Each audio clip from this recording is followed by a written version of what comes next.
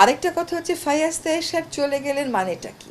এটা বলার আগে বলতে হবে ফায়াজ তায়েব সাহেব দেশে এসেছিলেন, ও তো দেশে থাকতো না, ও তো কাজ করতো নেদারল্যান্ডসে, ওইখানেই ওর পরিবার, ওইখানেই ওর সংসার। ও 1.5 বছর ওর পরিবার থেকে আলাদা থেকে রাষ্ট্রের এই দায়িত্বটা পালন করেছে। এখন রাষ্ট্রের দায়িত্ব শেষ হয়েছে, সে তার পরিবারের কাছে ফেরত গেছে। এখন এইটাকে যদি আপনি ভিন্নভাবে উপস্থাপন করতে চান করতে পারেন, ও তো বলেছে যে ও আবার দেশে ফেরতও আসবে।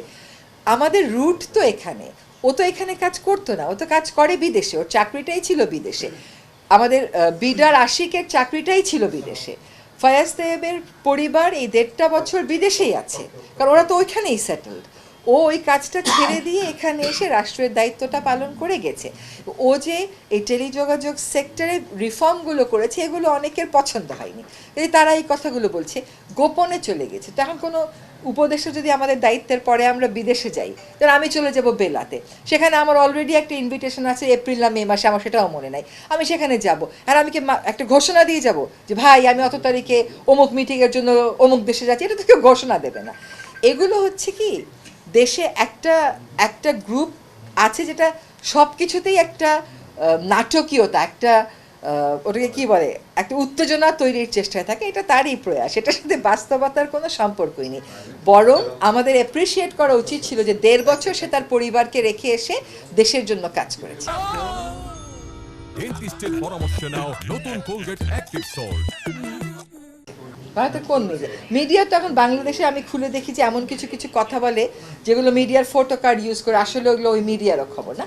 আনুষ্ঠানিকভাবে আমার যা বলার আমি তা বলেছি। হ্যাঁ, আইন উপদেষ্টা আপনাদেরকে ক্লিয়ার করেছে। 18 মাসে সফলতা বলারও কিছু নাই, ব্যর্থতা বলারও কিছু নাই। 18 মাসেই যদি সবাই সফল আর ব্যর্থ হয়, তাহলে একটা দাবি তুলতে হবে, কোনো নির্বাচিত সরকার 18 মাসের উপরে থাকতে পারবে না। তা কি বলা হবে নির্বাচিত সরকাররা 5 বছর সময় নেয় কেন? একটা কাজ পরিকল্পনা করে শুরু করতেই তো সময় লাগে 6-7 মাস। ছোট ছোট কাজ, বড় কাজ তো 1.5-2 বছরের আগে বাংলাদেশের যে সিস্টেম তাতে শুরুই সম্ভব না। আমি বলবো আমি আমার সর্বোচ্চটুকুন চেষ্টা করেছি, সফলতা ব্যর্থতার খতিয়ান আমি নিজের থেকে দেব না, জনগণ যেভাবে মূল্যায়ন করে সেভাবেই মূল্যায়ন করবে। এবং আমরা এসেছিলাম আসলে একটা দুর্যোগপূর্ণ সময়ে, সংকটময় সময়ে আমাদেরকে বলা হয়েছিল দায়িত্ব নিতে, ফলে আমরা দায়িত্ব নিয়েছি, আমরা দায়িত্ব পালন করেছি। এবং আমরা কেউই 1.5 বছর তো 1.5 বছর, আমাদের মধ্যে অনেকেরই 2টা মন্ত্রণালয় 3টা মন্ত্রণালয় সামলাতে হয়েছে, কারণ আমরা একটা আপৎকালীন সংকটময় সময় হাল ধরার জন্য হাল ধরেছিলাম। আমরা আমাদের সামর্থ্য মতন চেষ্টা করেছি, এবং আপনারা এটা জাজ করবেন যে আমরা কতটুকুন কাজ শুরু করে দিয়ে যেতে পেরেছি। ওই 1 ধাপ 2 ধাপে আসলে তেমন কিছু যায় আসে না। কেন জানেন, আমি আপনাকে একটা কথা বলি, আমি নিশ্চিত যে পরবর্তী সরকার এটাকে গুরুত্বের সাথে নিয়ে যেখানে যেখানে সংশোধন করার করবে। এই 1 ধাপ ধরেন, আমি যদি দুর্নীতি নিয়ে একটা আইন করতাম, দেখা যেত যারা এই সার্ভেগুলো করে তাদের 2 পয়েন্ট আছে, তখন ওই 2 পয়েন্ট যোগ হয়ে গেলে আমার পজিশন আবার হয়তো আগেরটাতেই ফেরত যেত।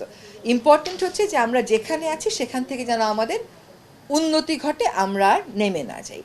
আমাদের মতন একটা সরকার যেটা নিয়মিত সরকার না, যত রকম চ্যালেঞ্জ এবং প্রত্যাশার বিপরীতে কাজ করেছি, আমরা যে একটা সিস্টেম মোটামুটি এনে দিয়ে চলে যাচ্ছি, আমি মনে করি সেজন্যে আপনার প্রশ্নের দ্বিতীয় প্রশ্নের উত্তর, সেজন্য আমরা একটা ডিগ্রি অফ স্যাটিসফ্যাকশন নিয়ে যাচ্ছি যে আমরা বাড়তি কোনো ঝামেলার সৃষ্টি করিনি। আমরা কিছু ঝামেলা, কিছু কাটা দূর করতে পেরেছি। সব তো আর 1.5 বছরে সম্ভব না, বাকি কাজগুলো নিশ্চয়ই পরের সরকার করবে এবং আমরা তাদের শুভকামনা করি।